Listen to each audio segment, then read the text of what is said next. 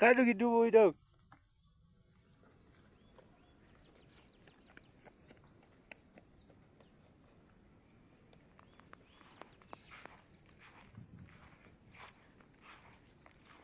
Ishii kamii rabbaa ishiin keessa?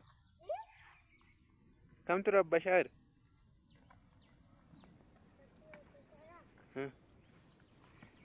Walii wallaaltee?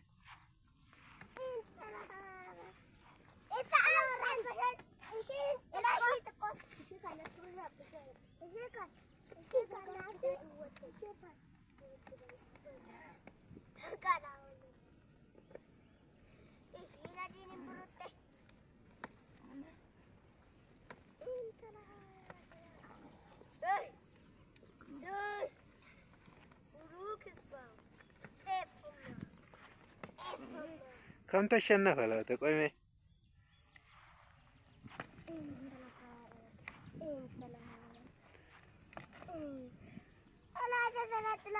Sodaatte ishiin sun?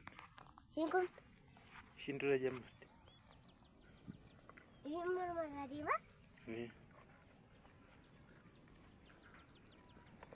Ishiin dhageessu abbaa fi ella pura isaanis Kamtu buruq? ishii adii kan kun ofii kana